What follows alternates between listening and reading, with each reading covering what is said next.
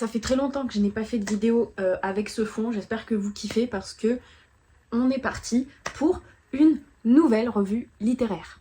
Mesdames, mesdemoiselles et ces potentiels messieurs, asseyez-vous, prenez un thé, une boisson chaude ou juste une boisson. Perso, j'ai un petit peu d'eau à côté de moi.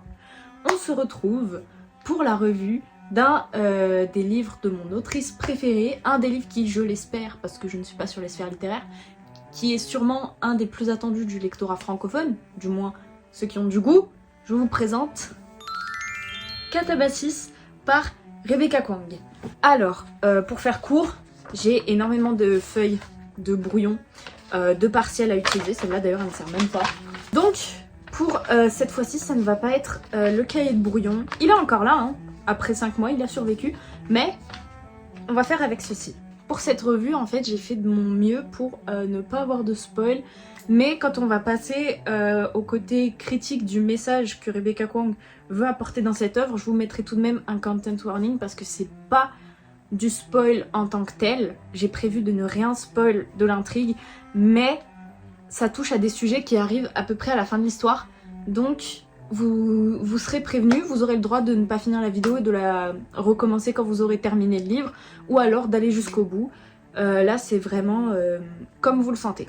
Donc, si vous me voyez regarder en bas, c'est que j'ai mes petites notes en dessous. Le livre Catabasis de Rebecca Kuang, du coup, est sorti le 26 août 2025 aux éditions Harper Voyage et est prévu pour être traduit par De Saxu en français en 2026. Et on est dans le genre fantasy et dark academia, dans le même style que Babel. Si vous voulez un peu savoir, ou au moins avoir une introduction au genre dark academia, qui est d'ailleurs devenu mon préféré depuis quelques mois, je vous invite à aller regarder ma revue de cet été sur Babel.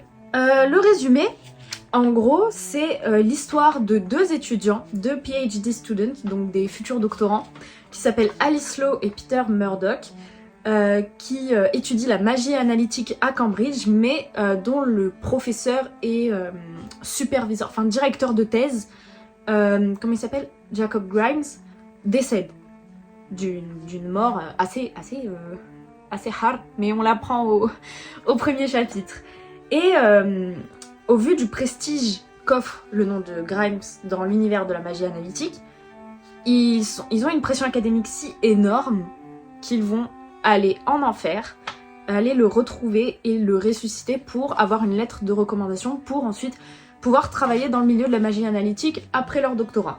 Alors si je devais tout d'abord vous donner un avis, c'est que quand je l'ai lu en septembre, donc quand je venais de l'acheter, je l'ai lu en septembre, voilà pour ceux qui l'ont pas vu, je l'avais mis dans mon vlog de rentrée.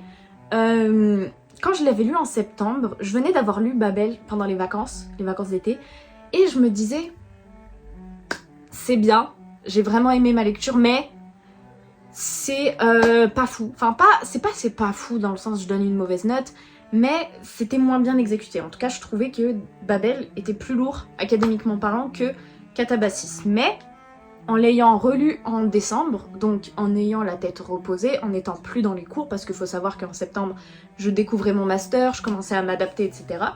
En l'ayant lu en décembre, en me reposant, en n'étant plus la tête dans les cours et en étant chez moi, j'étais beaucoup plus focus, et j'ai trouvé que mon raisonnement sur l'académie, le côté académique du livre, il était infondé. Totalement infondé, du coup j'ai fini par augmenter ma note, et on est à un nouveau 5 sur 5 de toutes mes lectures de Rebecca Kuang, voilà, elles sont toutes là. Il n'y en a aucun pour l'instant, je crois, peut-être Yellowface, qui est peut-être à 4,5, mais aucun n'est descendu à 4 pour l'instant. Plus que l'histoire, en fait, dans ce livre, c'est l'évolution des personnages qu'on va suivre dans peut-être dans leur évolution intérieure, enfin, dans leur mentalité, dans leur façon de penser, de percevoir la vie, c'est ça qu'on va suivre, parce que, en gros, le titre Catabasis, qui se traduit par catabase en français, c'est un indice pur et dur de l'intrigue, comment elle va se dérouler, donc on va pas suivre le plot à l'extérieur de Alice et Peter, mais plutôt leur évolution intérieure. Pourquoi ?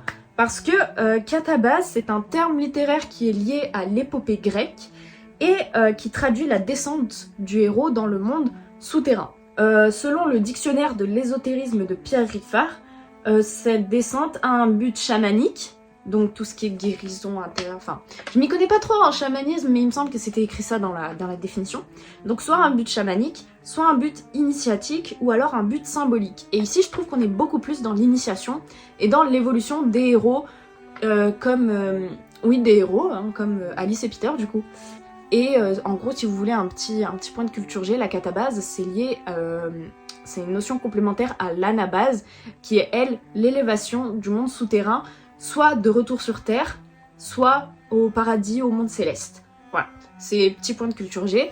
Et en gros, l'histoire, elle se déroule exactement comme ça. C'est-à-dire, tout premier chapitre, c'est la descente en enfer. Dernier chapitre, il retourne à Cambridge, dans le monde terrestre. Voilà. Ensuite, le point le plus important qui a été très médiatisé au moment de la sortie de Catabasis, c'était au niveau de la romance. Parce que Rebecca Kuang a bien démontré une évolution dans sa conception des histoires d'amour dans son œuvre. C'est que Catabasis, l'histoire d'amour, est beaucoup plus assumée que dans The Poppy War notamment, ou Babel, qui est beaucoup plus implicite. Donc The Poppy War, c'est entre Rin et Neja, et Babel entre Robin et Rami. Là, entre Alice et Peter, c'est beaucoup plus explicite. Voilà, c'est moins dans les sous-entendus, dans les non-dits, mais même si j'ai trouvé que, du coup, factuellement, c'était plus explicite, je trouve que ça s'équivaut. Je trouve que les trois se valent, et l'histoire d'amour, en fait, ne change pas de grand-chose par rapport à ce qu'on a connu. Elle reste très belle à être lue, et pour ceux qui ont lu Rebecca Kuang, vous savez de quoi je parle, mais ouais. En fait, je trouve que même si c'est plus explicite, c'est pas pour autant plus dévastateur que ce qu'on a pu lire dans The Poppy War et Babel, parce que justement c'était un argument qui revenait assez souvent, en tout cas dans la sphère américaine. Les gens disaient que c'était l'histoire d'amour la plus dévastatrice que Rebecca Kuang a pu écrire.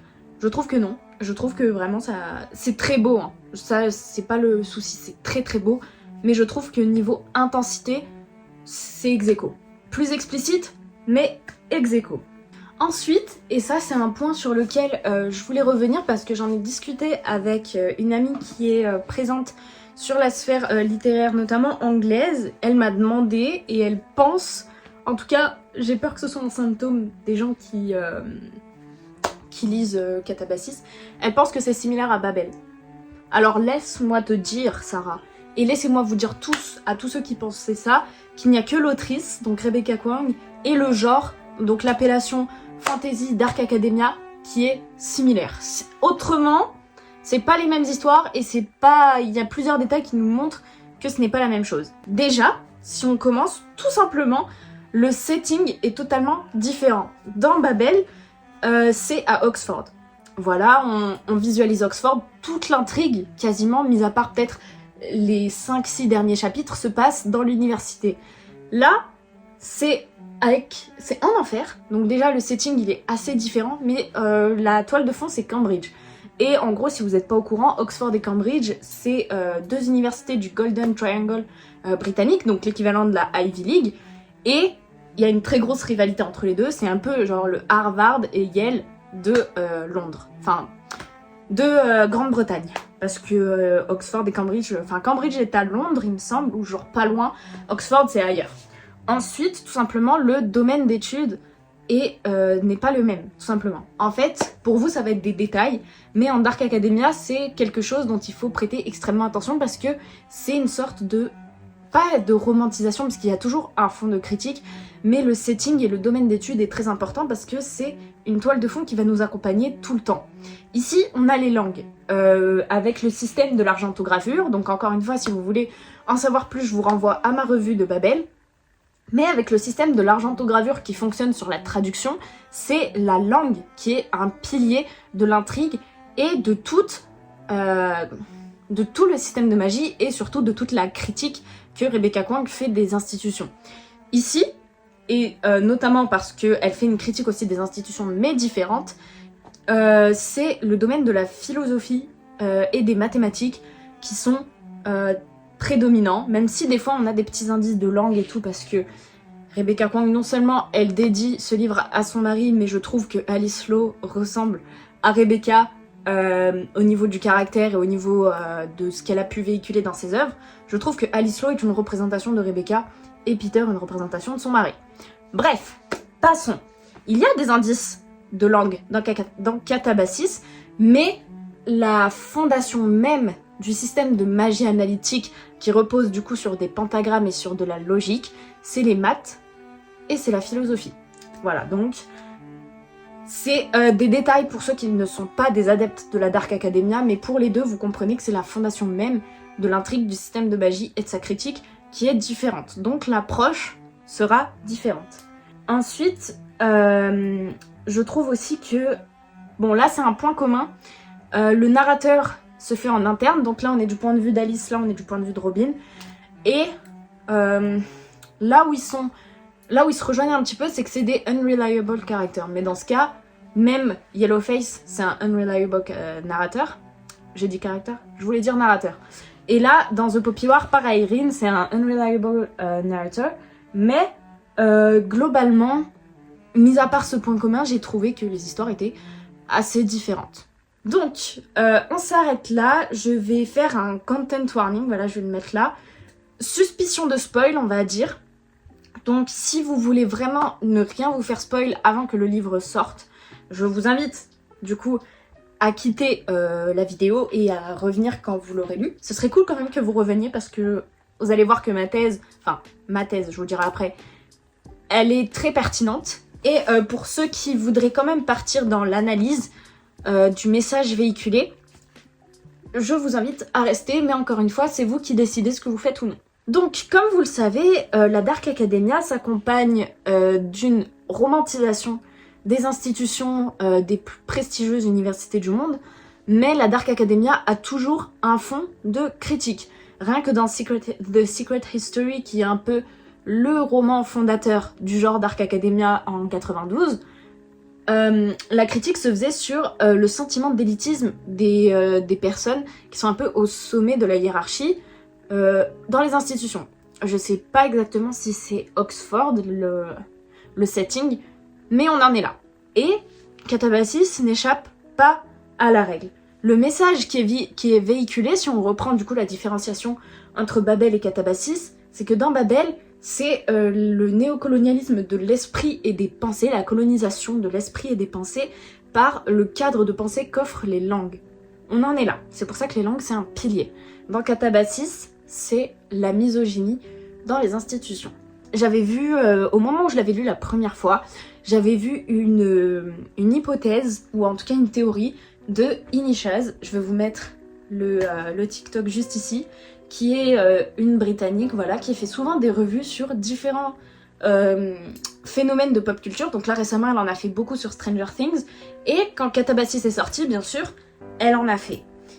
Et en gros, le message de critique de la misogynie qu'est Catabasis, c'est penser que les femmes n'ont plus besoin du féminisme pour exister dans un monde profondément misogyne. Je m'explique.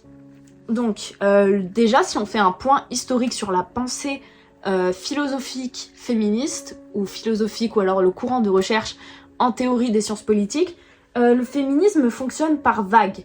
Et dans l'histoire, on a d'abord commencé par le féminisme libéral, qui était donc une avancée des droits et en gros une perception, on va dire, assez individuelle par rapport aux autres courants du féminisme. Donc féminisme libéral, on est plutôt dans les années 50-60. Ensuite, on a le féminisme culturel qui là reconnaît les différentes expériences des femmes suivant qu'elles sont blanches ou pas dans les années 70. Ensuite, on a le féminisme radical, donc qui est une pensée qui prend un petit peu du marxisme et qui vise le rôle de la femme en tant qu'identité sociale et en tant que marqueur de genre dans la société, mais pas en tant que réalité biologique. C'est le postulat du féminisme radical. Et en dernier, dans les années 90, on a le féminisme intersectionnel qui naît, donc le féminisme qui se veut revendicateur des identités multiples. Si on est une femme racisée, c'est là que notamment naissent le concept de misogynie noire avec Angela Davis. Si on est une femme notamment queer, notamment LGBT, l'expérience ne sera pas forcément la même qu'une femme blanche hétéro. Et c'est le féminisme intersectionnel qui met en avant cette différenciation des identités multiples et des multiples vécus du féminisme dans le croisement de plusieurs identités politiques qui est mis en avant dans les années 90. Si on rembobine, Catabasis, l'histoire se déroule en 85, à savoir 1 an après que Cambridge ait accepté que des femmes fassent leurs études à Cambridge. En tout cas, c'est ce qui est indiqué dans le livre. J'ai pas exactement fait mes recherches, j'avoue. Mais en tout cas, dans le livre, c'est le postulat qui est déclaré. Et en gros, comme vous l'avez vu, le féminisme fonctionne par vagues, c'est-à-dire qu'il y a des flux. Donc, le féminisme connaît une montée, on va dire, fulgurante dans les pensées, mais il y a aussi des reflux, à la manière de vagues qui s'échouent sur la plage. Le féminisme connaît une belle avancée et recule. L'histoire se déroule en 85, donc on peut aisément comprendre que le féminisme radical recule, mais que le féminisme intersectionnel n'est pas encore né. Et c'est là toute la théorie de Inisheaz qui revient ici, c'est que elle a démontré que Rebecca Kuang a utilisé cette notion de flux et de reflux dans la mentalité d'Alice, qui du coup, elle, fait partie de ces femmes qui pensent que maintenant qu'on a tous les droits, il n'y a plus besoin du féminisme, pour démontrer que si, on en a encore besoin. Et en fait, c'est surtout, ce que Inisheaz disait, c'est que c'est un reflet de notre époque actuelle. Parce que, là aussi, encore une fois, on a connu un flux et reflux. C'est-à-dire, après la montée du féminisme intersectionnel en 90, il y a des théories qui reconnaissent une nouvelle vague de féminisme à travers l'ère numérique, donc notamment avec le hashtag MeToo. Sauf que là, on est à la fin du hashtag MeToo, on est à la fin du hashtag Balance ton porc en France, etc. Il n'y a plus de courant féministe dominant ou novateur qui est sur le devant de la scène politique en ce moment. Et donc on assiste également nous-mêmes en 2025 à un reflux, à un recul progressif des droits. Je vous apprends rien si je vous dis que Roe vs Wade a été renversé comme droit constitutionnel aux États-Unis sur l'accès du droit à l'avortement. Connaît un recul, l'apartheid de genre en Afghanistan avec les talibans et les multiples violences sexistes et sexuelles que subissent toutes les femmes dans le monde, peu importe qu'elles soient blanches ou pas blanches, et encore l'identité multiple peut se jouer dans certains cas, mais globalement, les femmes sont à un stade où leurs droits reculent et on voit à nouveau apparaître ce discours de « Ouais, mais j'ai un compte sur les réseaux sociaux, je porte un pantalon, je peux faire des études et je peux aller voter. Est-ce que j'ai besoin maintenant du féminisme ? Ben non, on n'en a pas besoin. » Eh ben si. Si, parce qu'on le voit tous les jours que nos droits, ils sont durement acquis, mais très facilement dépossédés. On le voit. Et ce que Inisheaz mettait en avant, c'était que par 1985, donc l'année n'est pas choisie au hasard, Rebecca Kuang voulait faire une analogie avec notre époque actuelle sur la perception du féminisme qu'on a actuellement et démontrer que même lorsqu'une femme pense qu'elle n'a pas besoin d'une lutte pour ses droits, elle va se retrouver tôt ou tard à devoir lutter pour sa propre existence en tant que femme. Parce qu'on a, comme elle dit, Simone Veil, on devient femme, ok, mais on devient femme à travers les inégalités qu'on subit notamment. Aussi, ce que j'ai pas relevé, c'est que, en gros, on peut aussi voir une réflexion sur la méritocratie, donc qui est liée par rapport au fait que Alice pense ne pas avoir besoin du féminisme parce que elle, en tout cas, en tant que femme, elle se voit comme un individu pur et complet sans, on va dire, sans condition sociale qui lui fait se rappeler de son identité sociale inférieure à celle qu'elle pense avoir. Donc elle se voit comme doctorante, elle a une identité prestigieuse, elle est une référence dans le domaine, mais elle comprend pas qu'elle reste une femme. Qu'elle reste une femme dans un monde dominé par les hommes et que les hommes ne veulent pas se retrouver dominés à leur tour. Voilà, donc là on peut aussi y voir une réflexion sur la méritocratie, mais je pense que, vu la manière dont je l'ai expliqué, en vrai ça coule de source. Bon, et bien voilà. Ma réflexion arrive au bout du bout. J'espère en tout cas vous avoir donné envie de lire ce livre parce que c'est vraiment un livre que j'ai adoré. Je crois que c'est une de mes meilleures lectures de 2025, soyons honnêtes. Donc, revenez. Si vous avez quitté la vidéo avant de voir ma critique sur la misogynie, bah écoutez, j'espère que vous allez revenir vite. Si vous êtes arrivé jusqu'au bout, merci beaucoup. Et on se dit à la prochaine pour d'autres vidéos qui devraient arriver très vite parce que j'ai énormément d'idées en tête.